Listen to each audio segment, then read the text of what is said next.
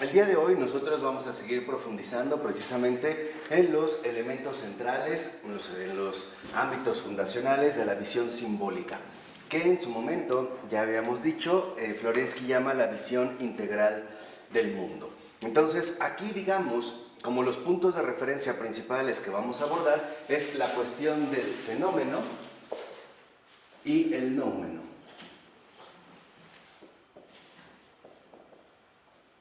Digamos que esta terminología kantiana, como lo habíamos comentado el día de ayer, remite a concebir lo que es accesible para la razón, el fenómeno, o sea, lo que parece,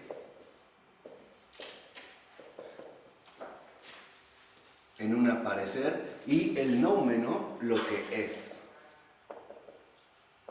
la esencia misma, ¿no?, de esto visible. Entonces, el fenómeno, en este sentido, constituiría todo aquello que nos resulta accesible, mientras que el noumeno tal parece remitirnos a un ámbito prácticamente inaccesible, lo que es. Pero, en el texto, en la página 52, a partir del primer párrafo, dice el libro que para Florensky, entre el fenómeno y el noumeno, es decir, entre lo que parece y lo que es, hay una distancia, pero no es de tipo kantiano. O sea, no se trata de una disociación metafísica, ¿no?, de una separación en dos ámbitos completamente diferentes, sino que más bien se trata de una diferencia ontológica que remite a capas ontológicas profundas que ascienden en diverso grado a la manifestación. Entonces, para Florensky, este aspecto del fenómeno y el noumeno, lo que parece y lo que es, no constituye de hecho una disociación metafísica, una separación, sino que más bien nos lleva a entender una diferencia ontológica. Y esta diferencia ontológica remite entonces a percibir la integridad o la realidad integral de todo lo creado. Entonces, esta diferencia ontológica no las separa.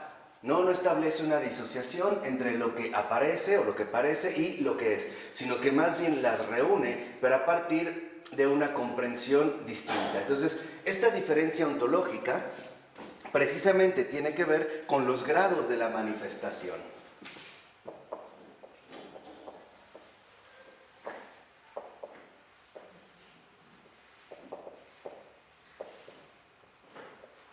Y son estos grados, precisamente, los que constituyen el ámbito principal en el cual uno tendría que ir profundizando y, por lo tanto, también el modo en el cual uno tendría que ir teniendo este acceso. Entonces, los grados de la manifestación es lo que nos permite captar cada vez de mejor manera el acceso a la realidad. Entonces, ahí mismo dice, frente a la cosmovisión positivista, que reduce el mundo a un solo plano superficial, o sea, básicamente al plano empírico, visible, etc., Florensky insistirá siempre en todos los campos, desde el metafísico al psicológico, en que la cosmovisión integral percibe y concibe la realidad como estratificada en planos de diversa profundidad.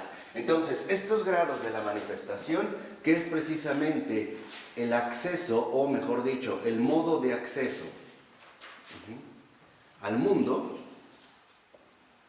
este modo de acceso al mundo a través de estos grados precisamente de la manifestación nos llevan a percibir y concebir la realidad en planos de diversa profundidad. Entonces, este modo de acceso al mundo consiste en percibir, o sea, recibir, ¿no? Ayer habíamos hablado precisamente de esta diferencia, y concebir, o sea, asimilar diversos planos de profundidad.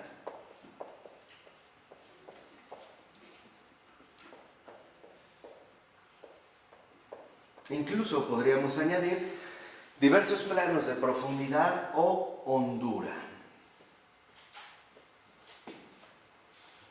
O sea, para Florensky la realidad no está dividida.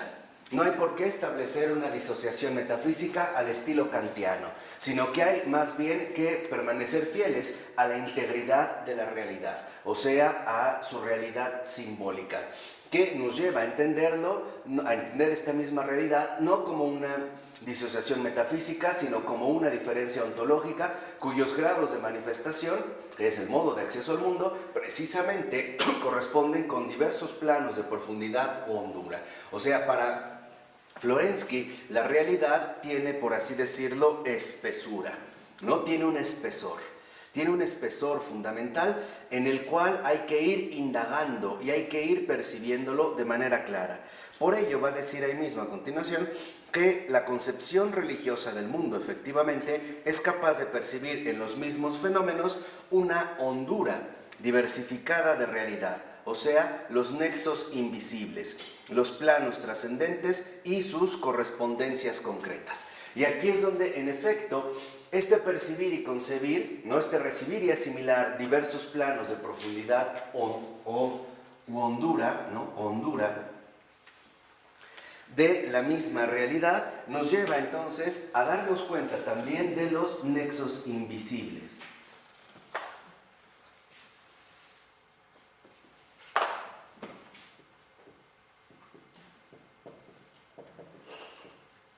Y por lo tanto, dentro de este aspecto también, sus correspondencias concretas.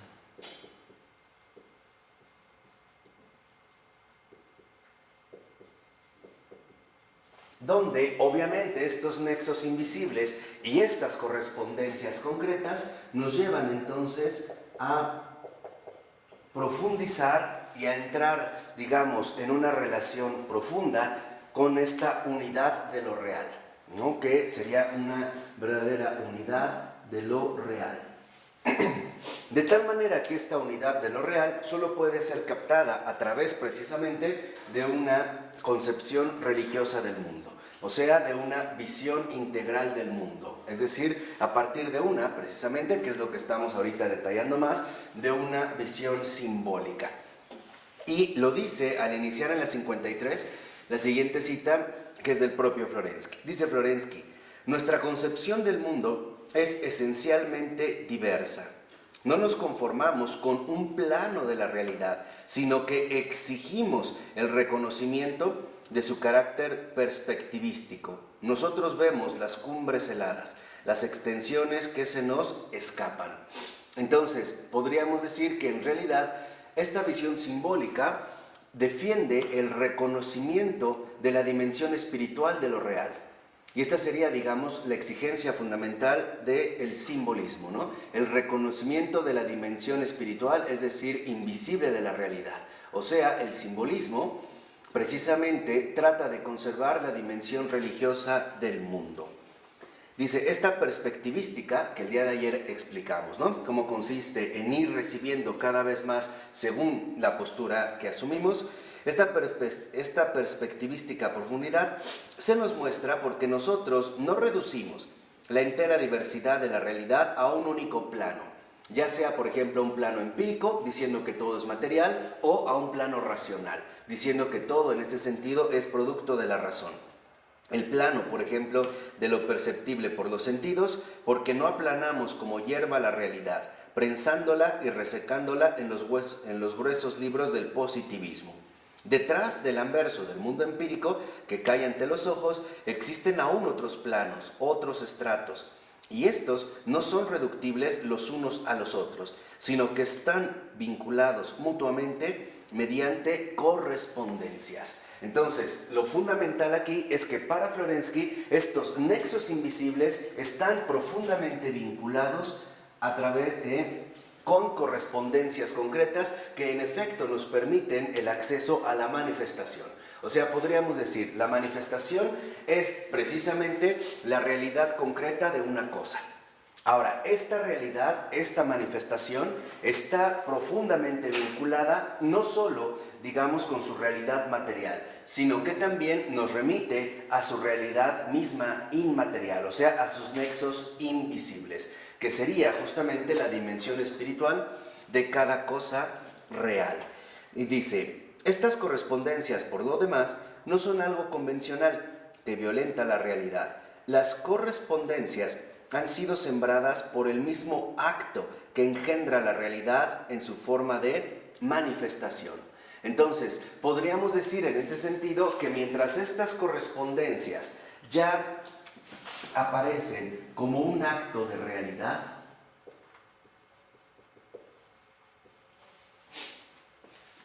los nexos invisibles nos remiten ya no al acto, sino a la actuación que hace posible esta realidad.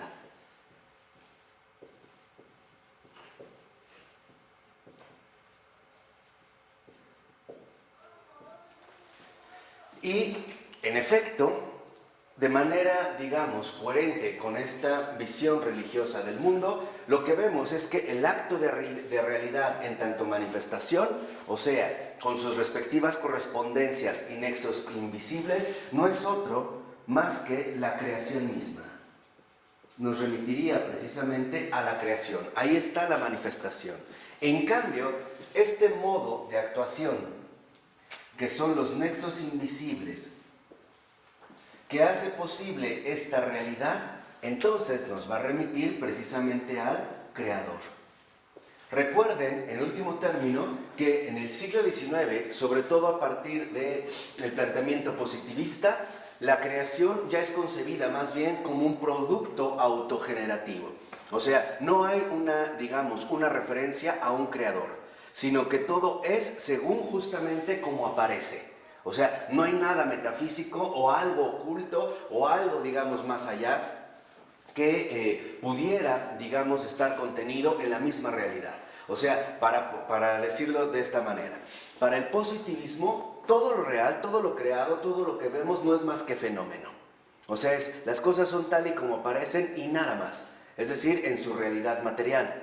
Mientras que, por ejemplo, Florensky va a optar por no quedarnos limitados aplanando, como él dice, la realidad a un mero plano superficial, sino que tenemos que recuperar la hondura misma que nos manifiesta esta propia diferencia ontológica.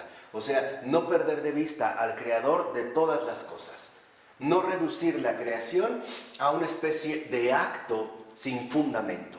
Entonces, Florensky precisamente nos recuerda que es fundamental que nosotros captemos la creación en su relación fundamental, invisible, esencial, con su propio creador.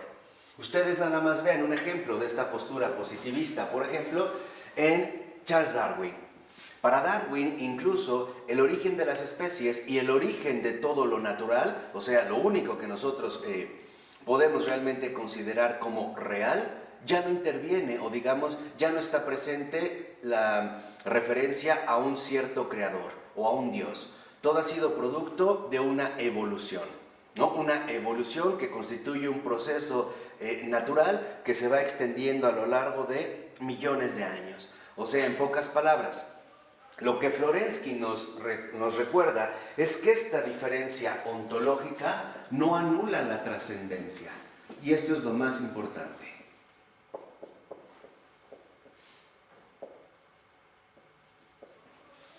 Ya sea de la manera, por ejemplo, de concebir una creación sin creador, o bien tratar de anular o extinguir o mutilar la realidad, privándola de esos nexos invisibles que en efecto constituyen su propia realidad espiritual. Por eso lo que vemos es que para Florensky el noumeno sí es una experiencia sensible o concreta, es decir, en este sentido espiritual. ¿Por qué? Porque esta experiencia sensible y concreta de la esencia es lo que para Florensky va a constituir justamente la visión sacramental de la realidad. Entonces, a partir de esta diferencia ontológica que no anula la trascendencia, aparece la visión sacramental de la realidad.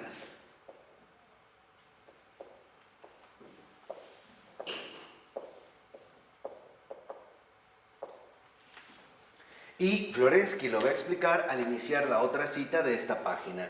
Dice Florensky, el es también puede ser sensiblemente perceptible, sin mayor dificultad que el parece para una percepción fina. O sea, esta percepción fina no es más que una percepción espiritual, ¿no? Un espíritu, digamos, abierto a estas realidades invisibles. Y dice, y aquí mismo en la profundidad, si nos acercamos a este es, no veremos solamente lo que es en profundidad, desligado de su manifestación, sino también aquello que parece, en la medida en que exprese, reviste de sensibilidad a su contrario, es decir, el auténtico es. En todo caso, era esta mi convicción desde la más temprana infancia. Entonces, aquí lo que vemos finalmente es que para Florensky la esencia no es insensible, sino que la esencia está profundamente vinculada en su determinada correspondencia concreta en todo lo que aparece. O sea, en pocas palabras, para Florensky la convicción fundamental de su alma era la siguiente: el mundo es una realidad integral de lo visible y lo invisible, en una misma manifestación.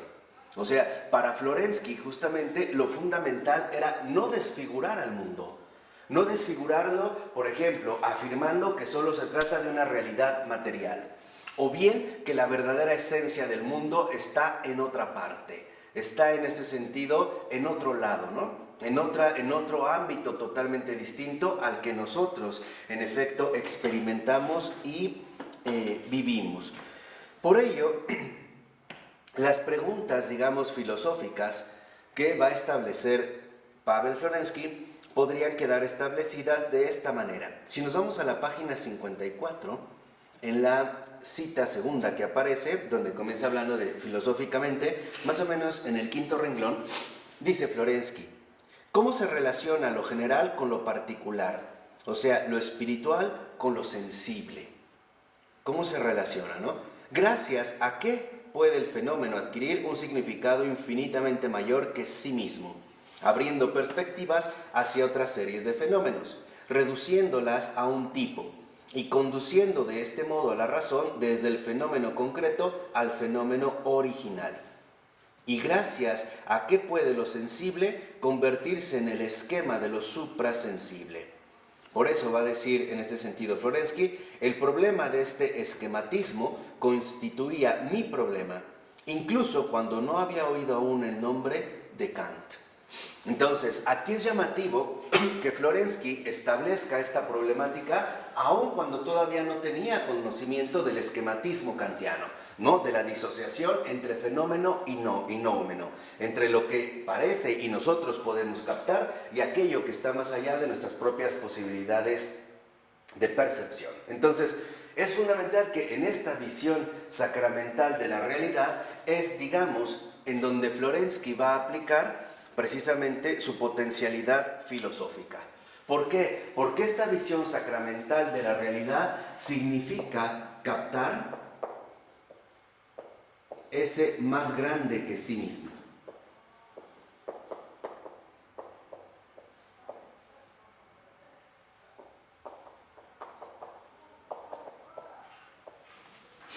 Y esta es precisamente la función primordial de todo sacramento. En el sacramento la realidad se transfigura en algo infinitamente más grande. Pero es importante tratar de indagar, como lo va a hacer Florensky, en la manera en que esto se lleva a cabo. O, como lo mencionaba Florensky, tratar de establecer de qué manera se relaciona lo general con lo particular, o bien lo espiritual con lo sensible. Por ello va a decir, en último término, que de esta manera es como el fenómeno, lo dice en los dos primeros renglones del siguiente párrafo, es así precisamente como el fenómeno adquiere un significado infinitamente mayor que sí mismo.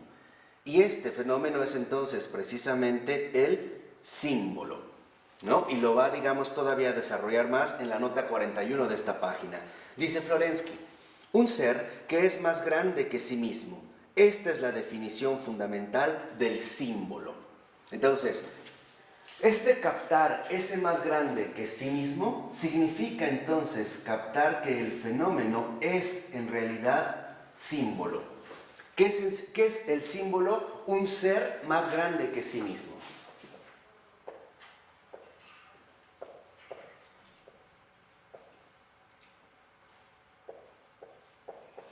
Este es el símbolo. Un ser más grande que sí mismo. Por eso dice a continuación Florensky: el símbolo es algo que manifiesta en sí otra cosa que no es el mismo, que es más grande que él, pero que se revela a sí misma esencialmente por medio de él. Entonces, aquí estaría precisamente ya la definición más clara de Florensky con respecto al símbolo. Un ser que es más grande que sí mismo. Por ejemplo, un ser humano, o sea, es decir, cualquiera de nosotros, es un símbolo. ¿Por qué es un símbolo? Porque nosotros somos algo más grande que nosotros mismos. ¿Qué? Imagen y semejanza de Dios. Entonces, ahí, por ejemplo, vemos nuestra auténtica y profunda realidad simbólica. Y a este carácter simbólico de la realidad, a este sello simbólico de todo lo creado, Florensky le da el nombre de luminiscencia. ¿Qué sería en ese sentido la luminiscencia? El misterio de los fenómenos. Entonces, el símbolo, este ser más grande que sí mismo, posee luminiscencia.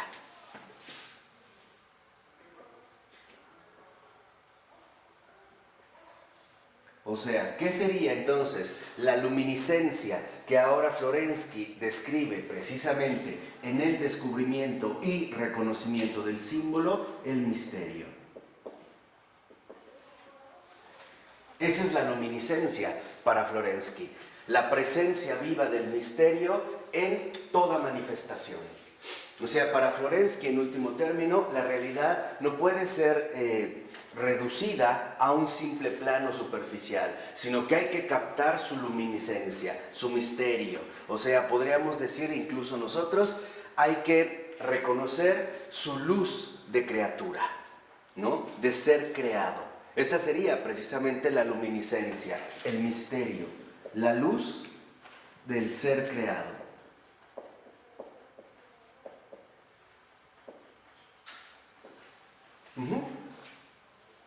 ¿Queda claro?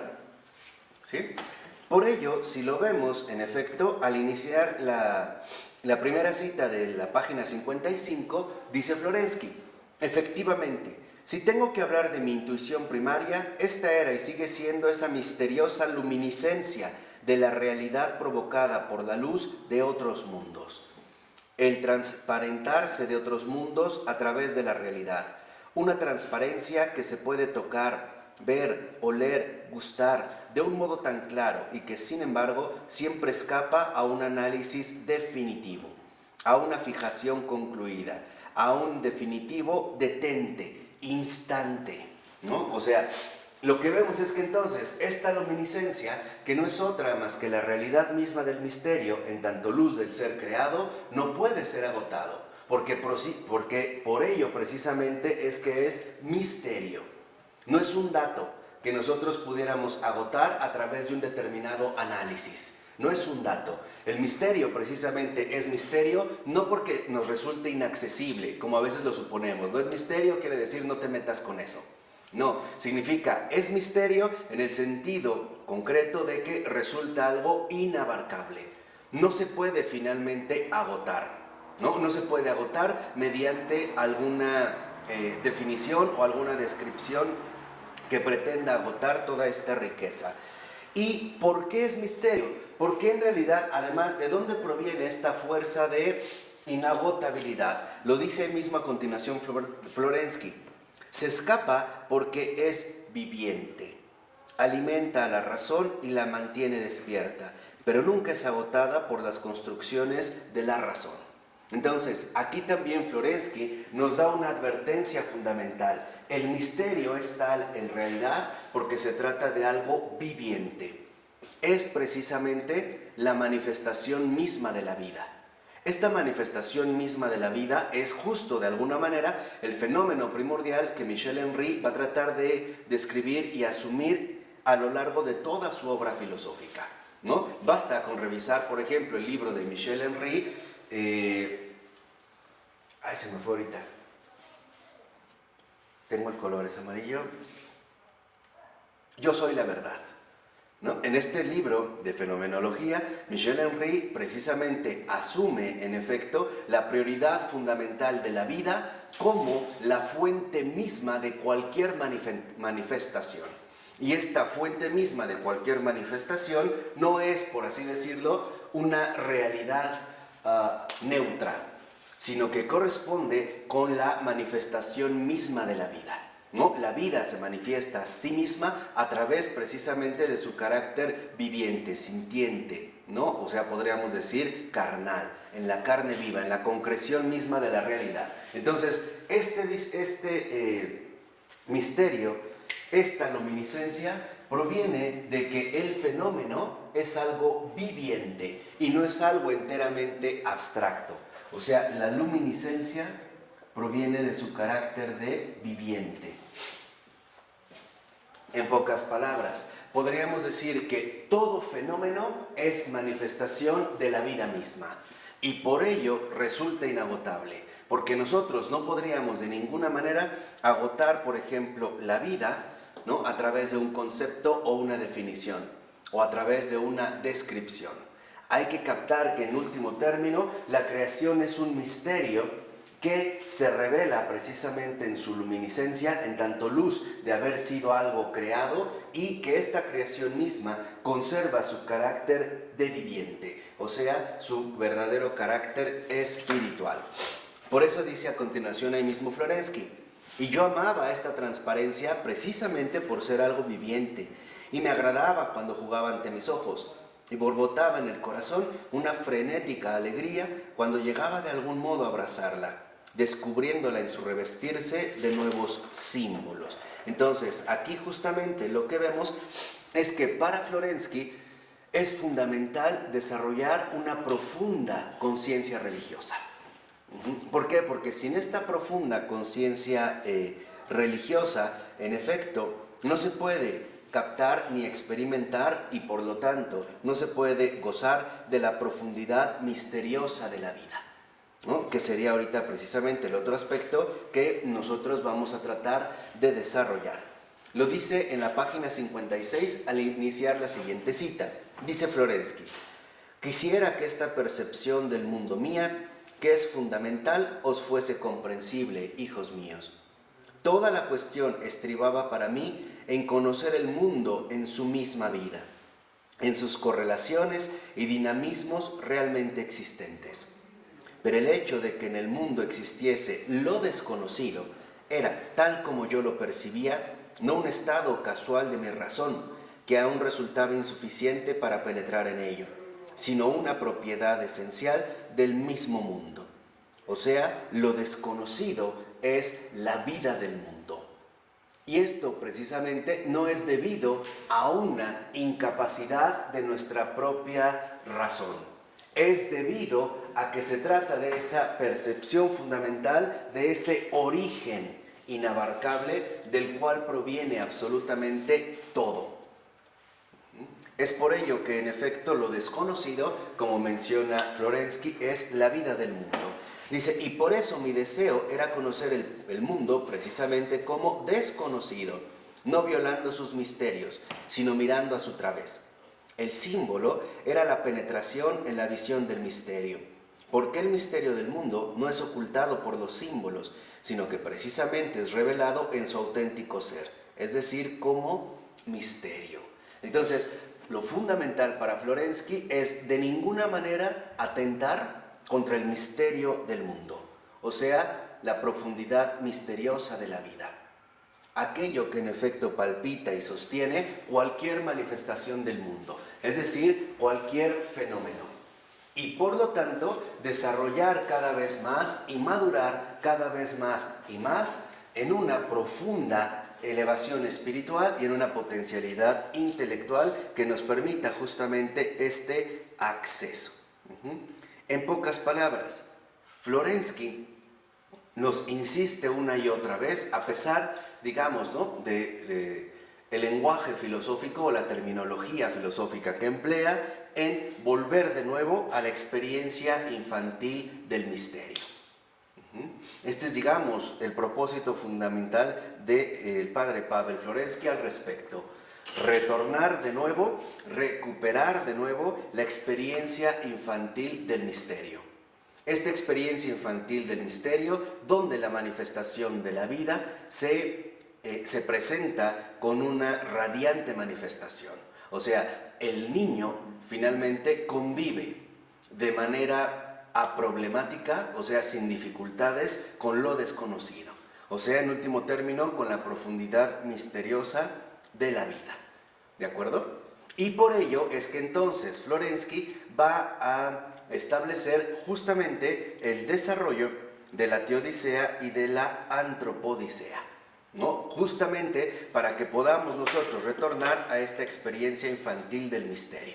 Entonces, continuando en la página 57, para comprender, digamos, este desarrollo fundamental que es la recuperación de la experiencia infantil del misterio, precisamente, ¿no?, a través de la luminiscencia, Florensky, por ejemplo, ve su propia vida dividida en 3 etapas, ¿no? Y estas 3 etapas, por ejemplo, el propio Florensky las va a denominar empleando términos griegos. Si nos vamos a la 57, más o menos en 4 renglones antes de que acabe el renglón, el párrafo es donde comienza lo que les he dicho, y los términos son, ¿no?, catarsis, mathesis y praxis. Entonces, estos son, digamos, como los términos que utiliza Florensky para denominar tanto en su labor intelectual y vital las 3 etapas de su propia vida. Si nos vamos a la página 46, en la cita 46, no, es la praxis, mathesis y la primera es catarsis, ¿no? Catarsis, mathesis y praxis. Entonces, a partir del 5.º renglón, dice Florensky, escribir es posible sobre aquello que ha sido experimentado y vivido, y yo tan solo me estoy acercando, y si llegaré a la meta, esta es precisamente la cuestión, o sea, a la praxis, ¿no? Lo veremos mucho más adelante que la praxis es ya la llegada al testimonio. Dice, mis trabajos científicos, la mayor parte de los cuales no están publicados o incluso no son más que unos simples esbozos, o sea, mis cuadernos, etcétera, los trabajos matemáticos extensos y las anotaciones matemáticas, todo esto representa, como yo siempre lo denomino con plena conciencia, la catarsis, o sea, la purificación de mi espíritu de la orientación contemporánea. Entonces, si lo ven en este sentido, por ejemplo, el perfil de Pavel Florensky asume estas 3 etapas. Primero, todo lo que tiene que ver con sus trabajos científicos, sobre todo con sus trabajos matemáticos, constituyen su periodo de catarsis, o sea, de purificación. ¿Y de qué se va a purificar Florensky? De la orientación contemporánea, o sea, de la postura positivista que resultaba dominante en este entorno, ¿no? Esta sería, digamos, como la primera etapa, que ya habíamos comentado justamente a partir de su perfil biográfico. Ahora, el poema ya escrito, este poema creo que es el poema Oro, es la culminación del periodo catártico. O sea, hasta la escritura de este poema, Florensky identifica este proceso de purificación de la orientación de sus contemporáneos, ¿no? Ahora, la columna se está refiriendo a la columna y el fundamento de la verdad, que fue reelaborada, como él lo menciona, que está siendo reelaborada. Si bien su tema apareció hace unos 9 o 10 años, constituye ahora la mathesis de la primera mitad de los temas, o sea, la teodicea, solamente la teodicea. Y todos los demás temas han sido conscientemente excluidos de ella. Se presupone una segunda parte de la columna, ya parcialmente esbozada, bajo otro nombre. O sea, esta sería la segunda mitad de la mathesis, es decir, la antropodicea, sobre los misterios y los sacramentos, sobre la gracia y la encarnación divina en todos los aspectos y formas visibles. Entonces, si lo ven, la catarsis para Florensky representa esta purificación necesaria de la orientación del tiempo, o sea, del espíritu del tiempo, ¿no? O podríamos decir, de la fuerza del contexto histórico que domina en el mundo, ¿no? Esta sería la catarsis. Después vendrá la mathesis. La mathesis sería ya el desarrollo temático que se puede emprender una vez se ha alcanzado, por ejemplo, la culminación que exige la purificación, ¿no? Entonces tendríamos en un primer momento purificación o catarsis, después mathesis o desarrollo temático. Dice, en ella comenzará a apreciarse la praxis, Pero yo espero que aquí el aspecto artístico, o sea, el tono que anticipa conscientemente el futuro, ya no será ni de caramillo ni ahogado en lamentos, sino de drama, en el sentido actual de la palabra, y con insinuaciones de tragedia. Fíjense ya desde entonces cómo él percibe estas insinuaciones de tragedia. Y en efecto, al menos a primera vista, su vida acaba en una verdadera tragedia, ¿no? En un silencio, vamos a decirlo así, inabordable, ¿no? Impenetrable. Dice, me parece intuir en la praxis ulterior también un tono de tragedia misterio, pero solo lo intuyo, y yo todavía no puedo ni imaginarme cómo será esto, y ni siquiera si será de algún modo. O sea, aquí Florensky empieza a darse cuenta de que esta praxis que él está precisamente llevando a cabo únicamente podrá acabar en una tragedia. Pero no es una tragedia al estilo griego, ¿no? Es una tragedia misterio. O sea, es una tragedia que involucra también una comprensión simbólica de este gesto. O sea, la presencia de Dios en este acto, en este acto concreto. Dice, por eso va a insistir mucho Florensky en lo siguiente. Es necesario crecer mucho, mucho, para superar la mathesis.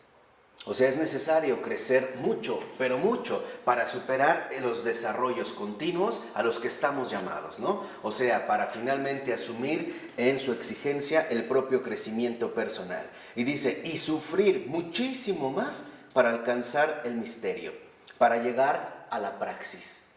Entonces, nosotros vemos cómo en efecto en Florensky hay una triple, ¿no? Hay una triple estructuración o configuración más bien del desarrollo de la vida. Primero, hay una purificación.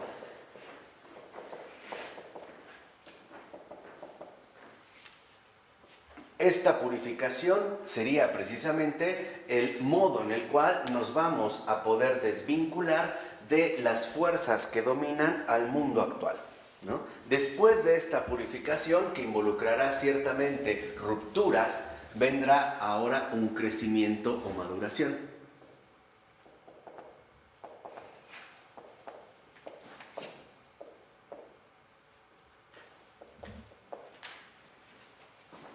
Después, al último, vendrá la testificación,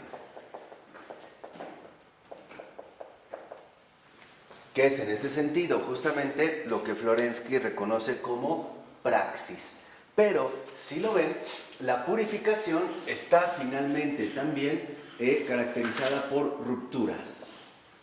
Y son rupturas dolorosas. No es difícil superar dolorosas. No es difícil superar los apegos propios, ¿no? Los modos habituales en los cuales ya nosotros estamos integrados, tanto como formas de pensamiento y modos de existencia. Y el crecimiento o maduración también involucrará superaciones complicadas. Y por último, la testificación, que sería ya el acceso al misterio,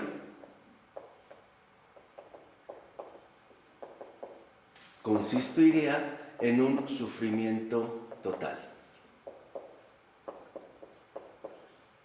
Ahora, este sufrimiento total no sería más que la anulación del sí mismo.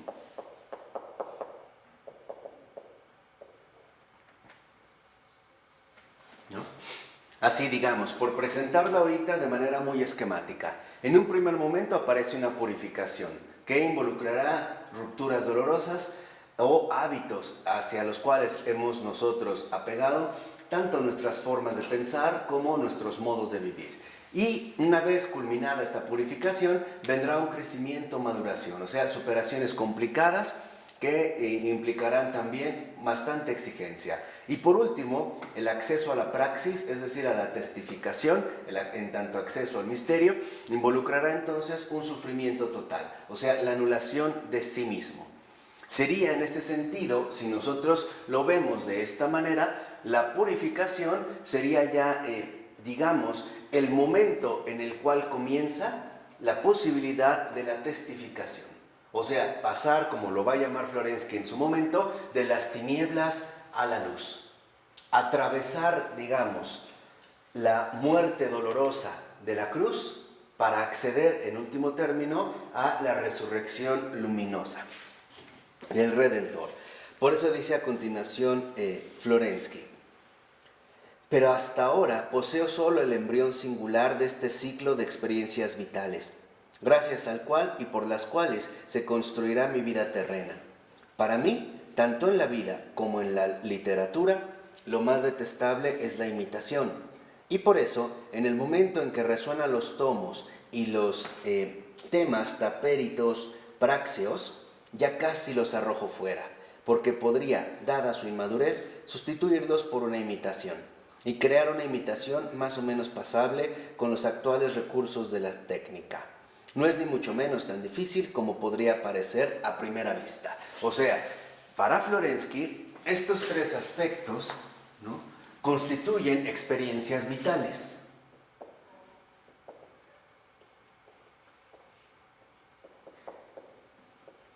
Y estas experiencias vitales deben de ser resguardadas cuidadosamente para no incurrir en un cierto patrón de imitación que nos llevaría en último término a evadir lo que cada una conlleva. O sea, el suponer que en efecto yo puedo seguir moldes ajenos que no me comprometen personalmente. O sea, estas experiencias vitales en efecto conllevan un auténtico compromiso. Y es un compromiso personal. O sea, realmente hay que experimentar dichas experiencias vitales. Hay que asumirlas como la realidad misma en la cual nosotros estamos finalmente involucrados y más aún llamados, ¿no?, a participar. No suponer que basta con quedarse en una mera comprensión intelectual de lo que se trata. En pocas palabras, habría que vivirlo en último término en carne propia. Por eso ahora lo que vemos es que en el caso, digamos, de Florensky, uno de los aspectos fundamentales es que busquemos penetrar más que de modo intelectual. O sea, que esta penetración sea vivificación, sea experiencia vital y no solo teórica. Y esto es, digamos, algo muy importante. Podríamos decir en este sentido que la purificación es preparación. El crecimiento o maduración, ¿no?, la matesis, que involucra superaciones complicadas, respondería a la dimensión teórica de la vida. Y por último, la testificación o anulación de sí mismo apelaría a la dimensión práctica. Entonces, si lo vemos, Florensky está también llevando a cabo y enseñándonos cómo seguirlo, todo un programa de vida. O sea, un programa de vida que comienza por una purificación, ¿no?, por una auténtica preparación y que nos lleva a modificar sustancialmente nuestro pensar en la teórica, que es lo que compromete en último término. Acuérdense que hablamos de un compromiso, y en la práctica, que ahora precisamente emerge como o que compromete nuestros modos de vida, a través precisamente de esta raíz espiritual que ha logrado emerger no sin sufrimiento y no sin dolor. Dice en la 58, a partir del quinto renglón, más o menos, que los temas de la antropodicea, ¿no?, estos que había mencionado Florensky, o sea, la encarnación divina, la elaboración de la doctrina de los sacramentos, han sido separados del desarrollo de la teodicea, y esto no solo metodológicamente, sino por una razón más profunda, porque requieren un mayor crecimiento personal, o sea, una profundización en la experiencia religiosa. Y esto es finalmente, ¿no?, lo que Florensky está asumiendo en carne propia y por lo tanto está compartiendo con sus hijos. Estas experiencias vitales que comportan justamente un compromiso personal, involucra entonces también una verdadera experiencia religiosa. Podríamos decir nosotros, una auténtica experiencia cristiana de vida.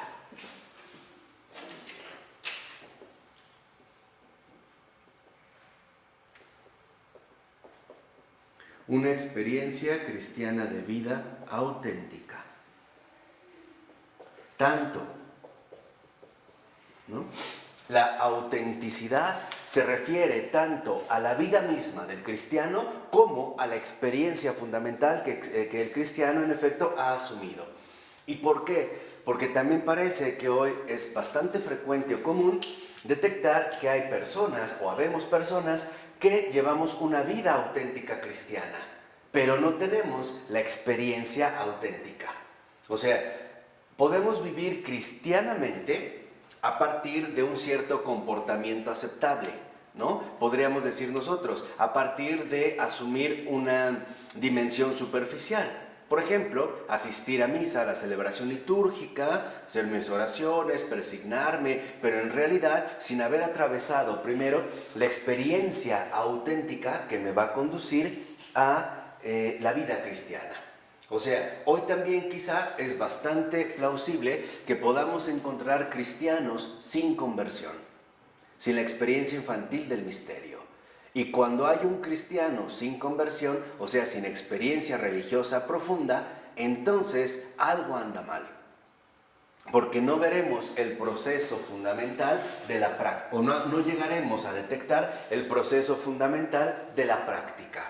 O por decirlo de otra manera, viven algo que en realidad no experimentan. No sé si me explico. Viven algo, pero que en realidad no lo experimentan.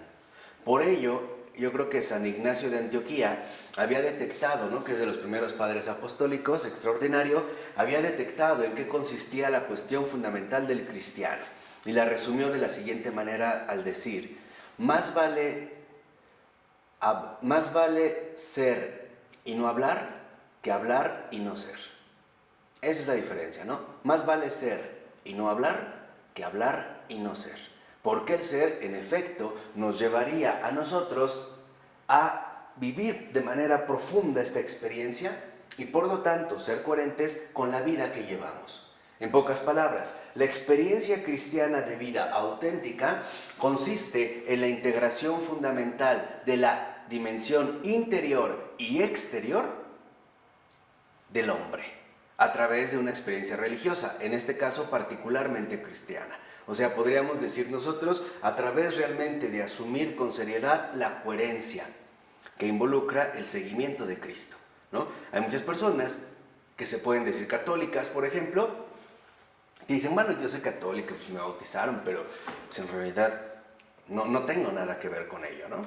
Voy a misas y me dicen y esto y el otro, pero estoy como de alguna manera en un contacto superficial y no precisamente a través de un auténtico compromiso personal. Porque este compromiso personal, que es asumir esas experiencias vitales, nos lleva a una verdadera transformación. Nos lleva a cambiar nuestro ser mismo. Por ello, entonces, lo que vemos es que más o menos como unos 6, 8 renglones antes de que termine este párrafo, dice el texto: Florensky concibió la totalidad de su vida, por tanto, como una iniciación en el misterio divino, que habría de culminar efectivamente en la tragedia del sufrimiento y del silencio.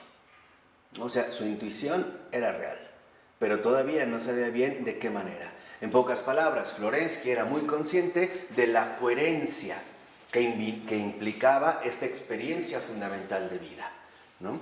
O, por decirlo así, no basta con hacer cosas de modo cristiano.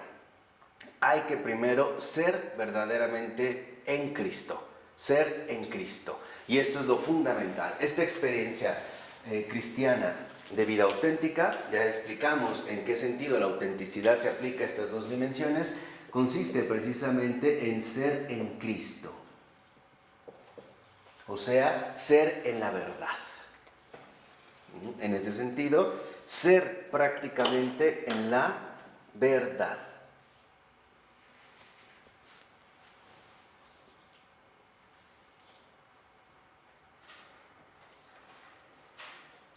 Ahora, esta segunda parte que Florensky había mencionado, donde iba a desarrollar la antropología, la antropodicea, ¿no?, anunciando los temas que tendrían que ser elaborados, en realidad nunca la pudo realizar como tal.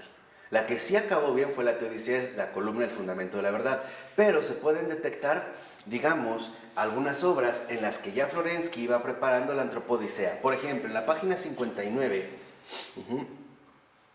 al iniciar el último párrafo, dice el texto: podemos considerar de un modo general varios grupos de trabajos en la antropodicea. Destaca en primer lugar una fase propiamente litúrgica, constituida por las lecciones sobre la filosofía del culto, ¿no? Aquí es uno de los grupos fundamentales donde se puede detectar esta antropodicea, en la filosofía del culto, que son el desarrollo en clave antropológica y sacramental de los temas teológicos de la columna, encaminados a mostrar la experiencia del culto como matriz de la cultura humana, ¿no?, que es lo que habíamos mencionado, como la verdadera matriz de la cultura humana corresponde precisamente con la experiencia del culto. Ahora, veamos, por ejemplo, en este sentido, lo que dice Florensky al iniciar la cita y en el segundo renglón. Dice: al culto eclesial y a su fundamento y centro, la divina Eucaristía, se remonta todo lo que es sagrado en la vida, el pensamiento y la actividad del cristiano. O sea, esto nos indicaría que entonces para Florensky, ya en la antropodicea, no solo se trata de ir a comulgar o de recibir la Eucaristía, sino de ser eucarísticos, de traspasar, vamos a decirlo así, las distancias que se suelen interponer entre la persona y Cristo. En otras palabras, acceder verdaderamente a la unidad, superando los obstáculos que de alguna u otra manera pretenden precisamente impedirla. Y dice Florensky: del culto parte todo aquello que después se seculariza en la cultura: la filosofía, la ciencia, las formas sociales, el arte. El culto y su fundamento, o sea, el sacramento de la comunión, es el único fundamento santificador para un pensamiento viviente, o sea, para la creatividad, para la vida social. Entonces, lo que vemos es que Florensky detecta en el culto, que es básicamente, digamos, en donde encontramos su fundamento, en el sacramento de la comunión, el único fundamento santificador para un pensamiento viviente, o sea, para la creatividad y para la vida social. Entonces, para Florensky, la antropodicea era mostrar de qué manera este ser en Cristo precisamente conducía a un verdadero culto.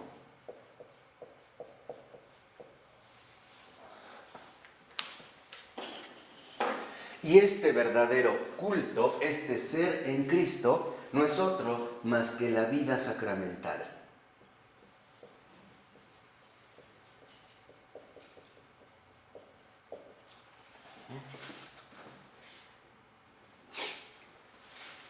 Este culto, en efecto, no es otro más que asumir una auténtica vida sacramental. Vida sacramental cuyas experiencias vitales de compromiso social, tal y como las hemos mencionado, en último término también tienen un impacto social. O sea, la vida sacramental es la verdadera fuente de la vida social. Entonces, esta vida sacramental posee a su vez o adapta en su propia dimensión tanto lo personal como lo social, lo individual y lo comunitario.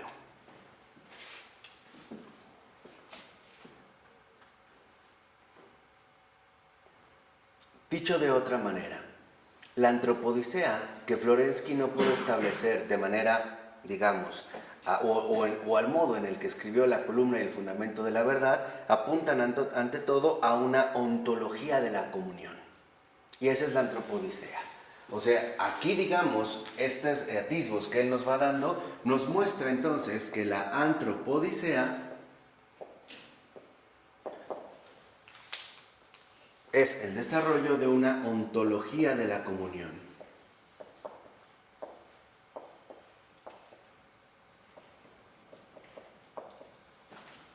Y eso es justo, la ontología de la comunión, lo que nos transmite la vida sacramental, es decir, el culto.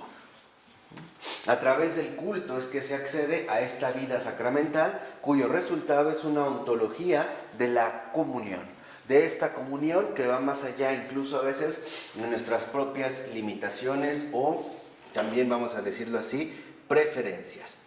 Por ello vemos, por ejemplo, en la 61, que también de las lecciones de filosofía en la Academia Teológica de Moscú, Florensky recogió un amplio material para la elaboración de una obra filosófica de gran alcance, íntimamente ligada a las preocupaciones de la filosofía del culto. La obra en las vertientes del pensamiento, rasgos de una metafísica concreta, donde nuestro autor amplía y desarrolla su cosmovisión global aplicándola al estudio de los más diversos ámbitos de la cultura humana, forjada en el culto como el arte, el lenguaje, el linaje y el vínculo generacional, el significado del nombre personal, la economía y la técnica. Entonces vean también en la Antropodicea todos aquellos temas que resultan fundamentales para esta ontología de la comunión. Entonces, lo que podemos ver es que en efecto, tanto con la Teodicea como con la Antropodicea, lo que realmente está buscando Florensky es revitalizar los fundamentos de la visión religiosa del mundo. Eso es lo que busca Florensky, revitalizar los fundamentos de la visión religiosa del mundo.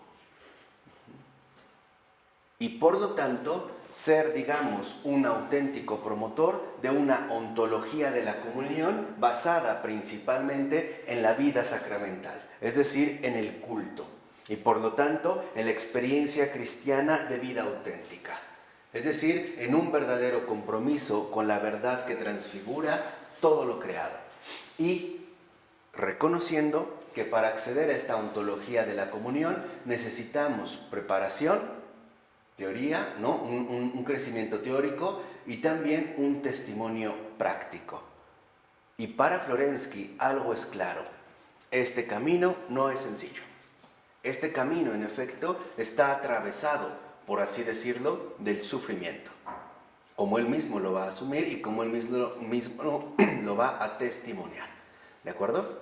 Vamos a dejar hasta aquí en esta ocasión para después poder ya ir en más detalle sobre los fundamentos que busca relativizar nuestro Santo Padre Pavel Florensky de la visión religiosa del mundo.